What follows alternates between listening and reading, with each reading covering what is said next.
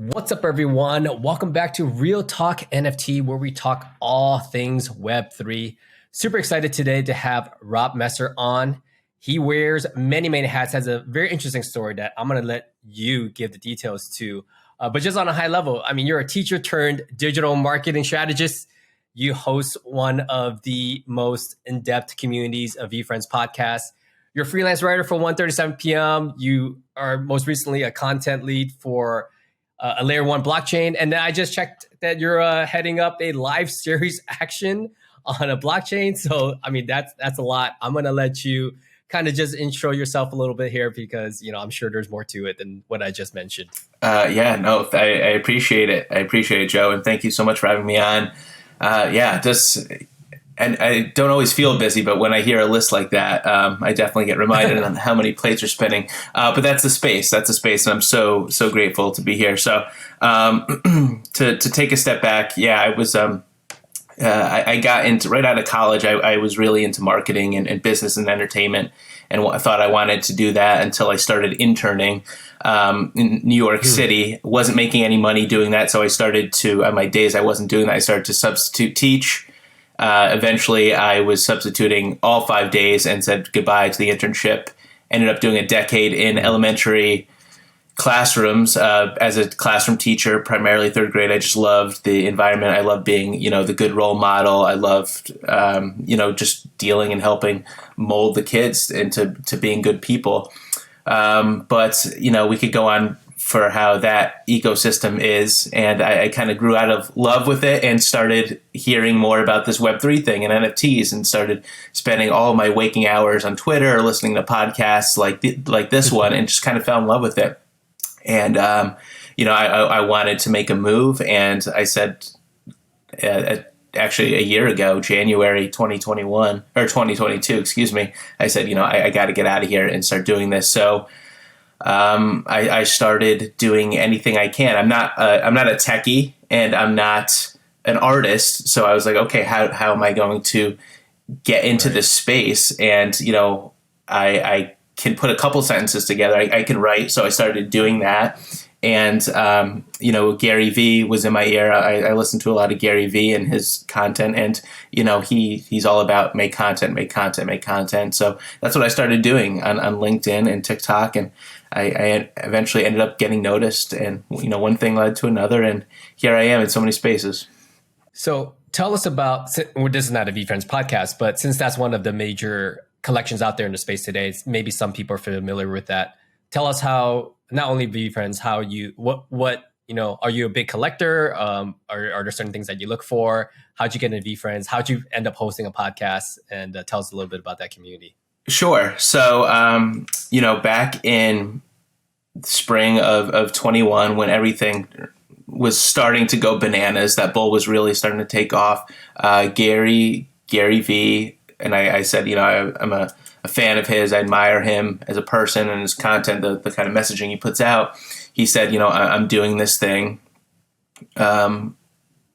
with NFTs, and he started educating people, this is what an NFT is. This is MetaMask. This is how you set up a MetaMask. So he kind of front-loaded in bite-sized pieces what this world is and how to set up, because he's dropping this thing called VeeFriends, and no one knew that it was called VeeFriends at the time.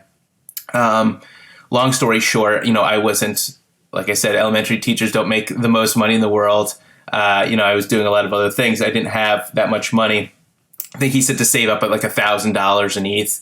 And at that time, ETH went from like 1,500, 2,000 to like $4,000 by the time VeeFriends came out. Like it just soared, and it was priced out very quickly. But I loved everything about it. I loved that it was there was a lot of utility attached to it. Every token was a ticket to a conference called VCon, which ended up being a big hit in 2022. He had cool access tokens. Go bowling with him, have him be on your podcast, Zoom with him, all these cool things. I really through the rollout of that, I really got what Web3 could be for creators, for artists, for anyone, and just for fans. So I really fell in love with the community, and I said to myself, I really don't have the bags for this right now, but I love being a part of the community, but I really want to be a bigger part of the community. And so I was like, how am I going to put my flag in this and to be closer to the inner circle of the team and what's going on? And I said, all right, I'll just do a podcast. I've always enjoyed listening to podcasts that tell people's origin stories. And I believe, one of Gary Vee's big things is like, I'm building this for 55 years, this VFriends project. It's not a quick like pump and dump. It's not a quick, degen play. It's a real, like, he's building out these characters and IP. So I said, okay, I'm going to tell this story. And at the time I was reading a book by James Miller, which is called ESPN. I forget something, these guys have all the fun or something. But anyway, it's a oral history of the origin of how ESPN was built. And I loved the way it was told through all different perspectives of people that were in it at that time. So I said, okay, I want to do this podcast. I want to start writing more and do this book. So I'm going to create a project that I'm going to tell the story of VFriends through the perspective of people that are building VFriends and a part of VFriends. So it's a very welcoming community. Like, I don't even have a VFriends one. And, I'm still, in the community and welcomed. And so I started doing this, and, 20 episodes in or so, I've already interviewed some of the most, well-known people in VFriends with amazing stories. I just interviewed Andy Kranak, the president. And, my plan is to just interview everyone in the whole thing and tell that story one day. So, and yeah, I mean, it's been a great experience. And, podcasting is, there's a lot that doesn't, strike you when you say, I'm going to do a podcast, the scheduling, the tech aspects, like, there's more to it. So it's been a great process for me learning, as well as really getting to do homework on Web3 aspects and people. Wow. That's great, because NFTs are known for community first, right? And you were able to build like a subset within that and able to interview the president. And that's amazing. What's one of your biggest wishes? Because you've interviewed or hosted a lot of guests on your podcast, I'm sure, and talked to a lot of community members within VFriends and outside of it. Biggest wishes in terms of NFTs, because we always hear all that they could do and what they can be for the average person. And kind of we just wrapped up 2022. Going into 2023, what's kind of some things that you want to see from, either be the NFTs or the communities or the project itself? From VFriends? It could be VFriends, or just in terms of the technology or, pie high sky views of what do you think it could be? Yeah. There's a lot to that. No, that's a great question. I think that I would really love to see I love the bridging of community and the projects. And that's kind of one of the reasons I love the spot that I'm in for this project specifically, is because I could have a foot in the community and really hear what's going on, hear the problems, issues, what people want, and then but understand the team side and what they're trying to build and their issues as well, and try to kind of bridge the gap and have an open discourse of that. And at Web3, in so many projects, like the wall is knocked down, right? There's a lot less mystique in what the builders are doing and what the community is seeing, because we're in Discords, because founders are in Twitter Spaces. So I hope, especially with the Bear, when people are building and just working on great things, I'd like to see more, community involvement in all projects. I would love to see founders reach out into the community to hire, right? With things like social media, like that's how I got my start. So, those stories I love to hear. Someone that was just a huge fan and then really was indebted to that project and became able to make money or a living to support that project. So I would love to see that. And I love utility, in the grand scheme of things. I know you're into fly fish, like, just cool little opportunities where people from the outside, the normies, for lack of a better word right now, can see like, oh, wow, like that's real value. That's real utility. That's based on top of an NFT, which is based on that blockchain or smart contract. So, any way that we can be good ambassadors by giving value to our community, I'm all for it. And I'm just going to root for projects like that and try to be as part of as many as I can. Yeah, I tell everyone who listens to the podcast or wants to get involved in Web3 in any capacity, just to, jump onto things that we're not used to growing up, which is the Twitter Spaces. They have live conferences on Discord. Never, in my experience, have I had direct access to founders, project leads, and give input, right, and kind of, give criticism of the project or what I like to see within it. And then even from being in the community, like you mentioned, I've seen so many community members hand selected who wasn't even in a project, like you mentioned. They're either just involved or want to be involved, but then become a moderator and then get a free NFT or an access NFT because they were helping out in one way or another as an ambassador. So I encourage anyone listening, nothing's out of reach, whether it be a board at Yacht Club or, anywhere from a smaller project that you want to get involved with. I think there's opportunity, especially in this time right now where everyone's looking for, just help to push, their mission and vision forward. I think there's opportunity for many people to get involved in Web3. I mean, you yourself, you're wearing so many hats. You got, like you said, so many doors open for you. Now, tell us about, writing for 1:37 p.m. That's a Gary Vee owned publishing company. You probably covered many stories there. Tell us about that and what's interesting things coming up. Yeah, so that was a big turning point for me. So, like I said, I just started creating because I had no other choice. Like, it was sink or swim. Like, I had to do something because I didn't leave work with a plan. I had to get out, and I just kind of had a lot of conviction. Like, okay, I'm gonna make something of myself in this Web3 space. I don't know what it is yet, but I just know I need to start creating and doing. So I started writing articles on LinkedIn. If you're not familiar with some of the tools in LinkedIn, it's super easy to write an article. You throw in some of the chat GPT that's available now, and you could do it. You could do it in seconds. Amazing. Yeah. Anyway, so I started doing writing some articles on LinkedIn that just kind of did a couple things that shared my thoughts and my voice in the space. And I'm all about community. I'm all about, at the time, I was talking about how I was personally having a tough time pivoting from being a teacher to, trying to do something in the space marketing. So I wrote an article on, the traits teachers have and the skill sets teachers have and how that can be deployed in Web3 positions, which got a little traction. So I just started writing and showing off that I could write. And, I started doing TikTok and building that up. And eventually I shared, someone from 137 asked if anyone was writing about the space. I linked my LinkedIn article, and I was able to meet him actually just by happenstance. I met the guys from 137 at NFT NYC last June. And it was just that impersonal connection, right? Like how we met, like in real life, you never know who you're going to run to at an event. So, sidebar, if you have a chance to go to an IRL event, definitely go, because you just never know who you're going to run into and what's going to happen from it. But yeah, he sent it to the editor. And before I knew it, I was on a call, I thought it was an interview, but it was like, hey, you're going to be writing for 137, nice. Which was huge because just to brand yourself as, being a part of a bigger publication with some traction, with some clout was awesome for me. People, looked at me and interact with me in a different way because of that.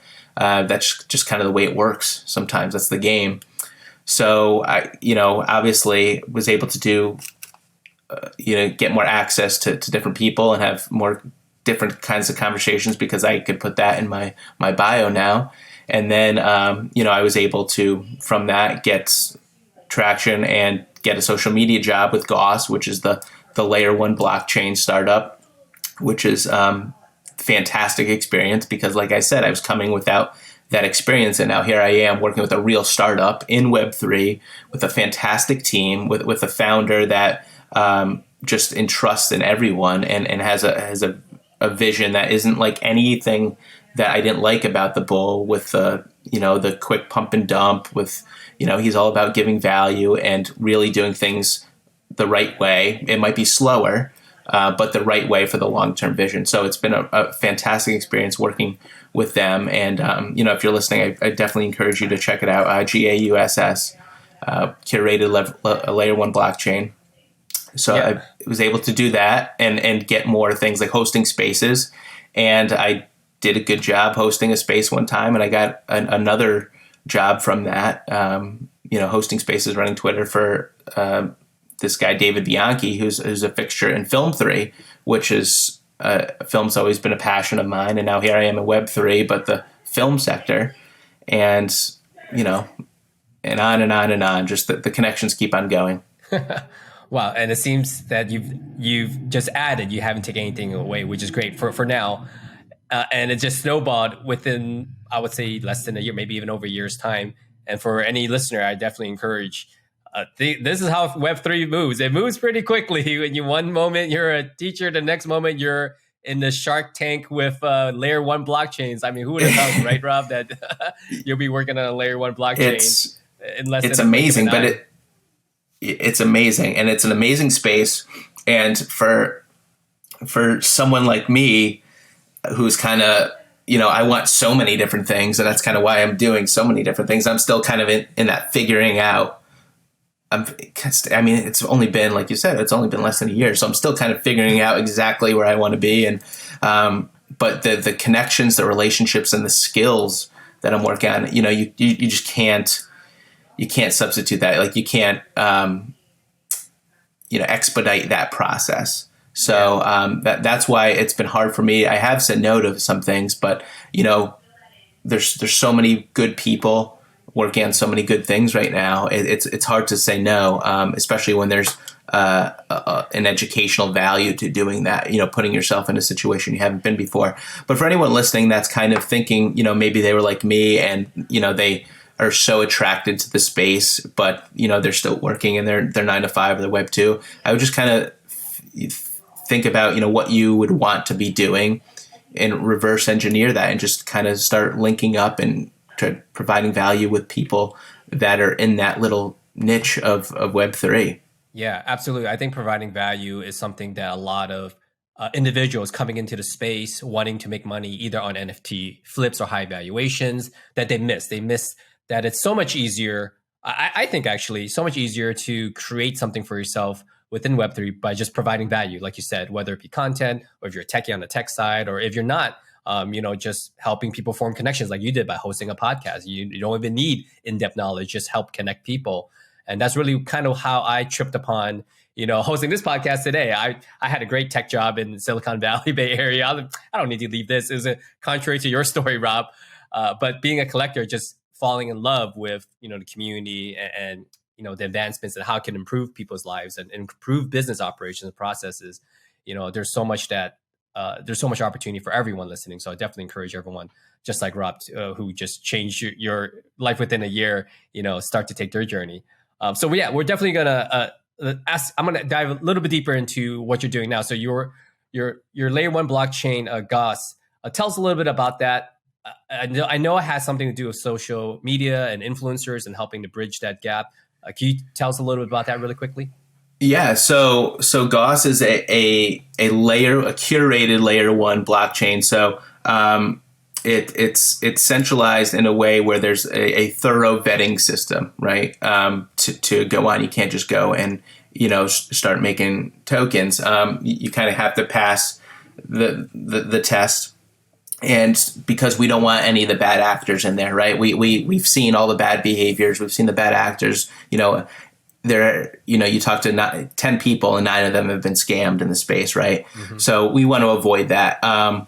With the thought process that we want this to be, one of the internal ways and the messaging. It's the blockchain for brands, right? If you're an Instagram influencer, if you're a Twitch streamer, if you have a built-in following, and maybe you're not into Web3 yet, right? People are going to want to start tokenizing to engage with their fans more, right? People are going to want to start doing a lot of these access things to reward their fans, to increase engagement, like the Gary V's of the world, but maybe on a smaller scale. And they're going to want a safe ecosystem where they feel comfortable bringing their audience, right? Onboarding their whole audience too. So that's where we come in, because we want to take that feeling of uneasiness to to take that away because this is a safe ecosystem. So yeah, it just launched a couple months ago, November, and we're talking to a lot of people with in the situation that I just described, with audiences, and they're thinking about how it's still a very delicate, for someone that's not in it like us. It's a very delicate topic, right? Because all you see in the headlines out in the mainstream media is the FTXs and how someone spent $500,000 on an ape and now it's worth this, right? So those dramatic situations. So you have to. It's a relationship building process when you're talking to them about the possibilities, how they could use these technologies to enhance their relationship and enhance their community, and not necessarily cash in, but just like we said, continue to give value, but do it in a way that's safe, that they don't have to worry about, a scam token coming out within the 24 hours of their token, and now all of your biggest fans who took a chance on you, took a chance on this new technology, are out of their funds, or wallets drained, or whatever the case. So it's something I really believe in. Like I said, it's about the team. When you have choices, definitely just do your homework. Just like it's people, if you're getting hired for a job, people are doing their homework on you. Do your homework on the team. Do your homework on the people that you are going to give your time to. So it all checked out for me. I really like the environment, the ecosystem, the messaging, and within that, I'm just kind of a social media content creator. Strategy is kind of something I really enjoy. So I've been able to do a lot of that as much as I can. So it's been a really great experience. I'm excited for 2023. Yeah, and I think 2023, a lot of people will be embracing, exactly, not only Goss, but not only artists and influencers, but brands that want to connect more with their communities and kind of give a symbiotic relationship. And I didn't think we see it so quickly, but Starbucks already launched their kind of fan token, right? They did their digital collectible Polygon, and then Instagram's coming out with theirs, and Nike did their dot swoosh. So it's seeing the big brands kind of lead the way and not being scared, right, to drag their community through this process is very interesting. And I think they fixed some of the phonetics. They're not terming it NFTs. They're saying digital collectibles, or even other words for it. So definitely excited to see how this folds out in 2023. I'm excited for that. So I guess last question for you. You're also working on live action series for blockchain. I mean, that's the first I've heard. Tell us about that. So it's really cool. So I mentioned, part of what I do with Goss is host, fireside chats, Twitter Spaces, and I did one on the Film 3 movement, which is just kind of the vernacular, the slang for people that are using the blockchain and NFTs to build films, fund films, make films, give, reward their fans and their communities, everything that we're talking about, but just in that kind of film niche. So I did a Twitter space on that. And this guy, David Bianchi, and here's the VFans connection. I had remembered him from, because he was a speaker at VCon last year. And I did a nice job moderating and interviewing him. He was nice enough to come on the panel for that. And he was at the time looking for someone to help with his Twitter. I gave him, going back to giving value, I wrote him a laundry list of ideas of how he could help build his Twitter. And he really appreciated that, gave me a shot helping with the Twitter. I kind of delivered, he liked what I was putting out there. He liked my ideas and execution. And he kind of let me into more of what he was doing. And what he was doing is he got funding, and he's partnering with Gala Films, who a lot of people might know from Gala Games and Gala Music. So they have got billions of dollars of funding, and they're starting this film vertical to this kind of watch to earn, right, with their nodes. So David had partnered with them, and they're releasing their first project to be released is the first ever live action series on the blockchain, NFT only. So it's called Razor, RZR, and it's an 8-episode 8-episode live action series. It's the way he talks about it is think Black Mirror meets Mr. Robot. If you're familiar with that, eight episodes, and it's very Web3 demographic centric, meaning that people that are really into blockchain are going to like this. It's kind of it's a not too distant dystopian world where everyone uses crypto for all transactions, including black market. So it's really cool. But I've had a front row seat for people building in this space, and going back to giving access to the community. Anyone that buys this Razor NFT is going to get the only exclusive, at least at the beginning, to watch the show, to interact with the cast, right? To possibly be extras in future seasons, nice. to get merch, right? And we have some really cool partnerships going on that people are really it's gonna open people's eyes because of the magnitude of the projects and the communities that have kind of co-signed on this series. So it's going to be cool, the Easter eggs that come out that are in the series. But it's the production value is super high. I'm super excited to be a part of it. And Gala really believes in this Film 3 movement, which is nice. So again, a great experience. I'm just kind of milking, from a personal side, I'm just trying to milk as much out of it as I can to learn about Web3, learn about the space, and just seeing all the cool opportunities that Web3 brings. That's the first I've heard of it. Watch to earn. I mean, I've heard of a lot of things to earn, right? Play to earn, learn to earn. The watch to earn is the first one. That's interesting. So I'm gonna have to look that up. I'll definitely put the links down below, for everything that you're mentioning.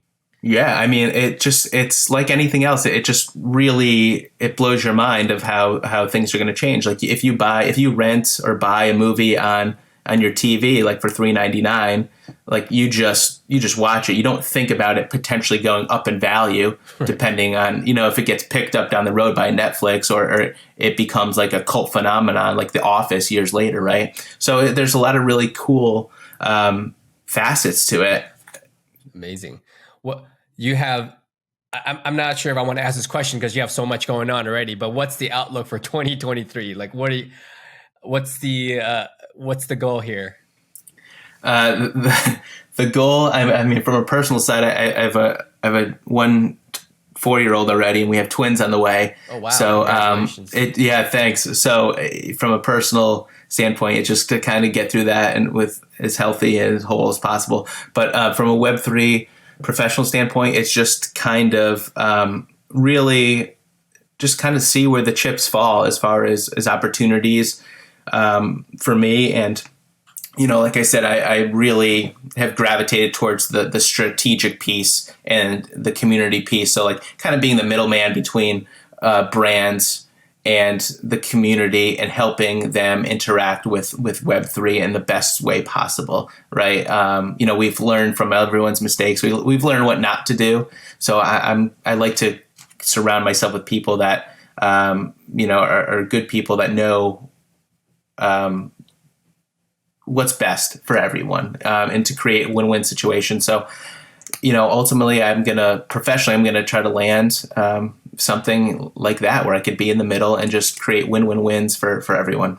I think you hit on the nose right there. I think most of the listeners want to know what not to do. We're not going to spill the beans here today. We're going to have them read your book, because what not to do, a lot of people are doing that. They're doing the wrong things. And because that's why I think you are being coveted by a lot of companies, and relationships are moving forward. So super excited for you. I'd love to see where the chips lie. End of 2023, get you back on, maybe in 2024. I imagine you're a chief strategy officer somewhere. Yeah, I appreciate it. Yeah, amazing. No, this was great, Joe, and I really I appreciated you running into Miami and chatting with you, and as I'm doing more of these podcasts and more Twitter spaces, I'm really starting to hone in on people that are moderating panels. I'm like, this person didn't do their homework. This person did, and they're doing a great job. So, you definitely caught my eye because, the panel I saw you do at the Central in Miami, it was great. You did a fantastic job, and I know you're going to continue to grow this and do an amazing job. Yeah, appreciate it. Thank you so much. Yeah, those are stressful times, moderating panels. There were a lot of people on there with a lot more knowledge than you do, talking about subjects that are far beyond where we can grasp today. So it's exciting. I'm humbled to be, speak on stage like that. And yeah, I look forward to the next events coming up. It's going to be a great year. Definitely. Well, there's so many places to find you that we're not going to mention it all today, Rob, because there's like 4 or 5 different places, but I'll put it on the links. I'll connect with you afterwards. So if you guys make sure you go follow Rob, listen to his Twitter spaces, fireside chats, his own podcast. So definitely thank you for coming on, Rob. It's been a pleasure. My pleasure, Joe. Best of luck to you this year and beyond. Thank you.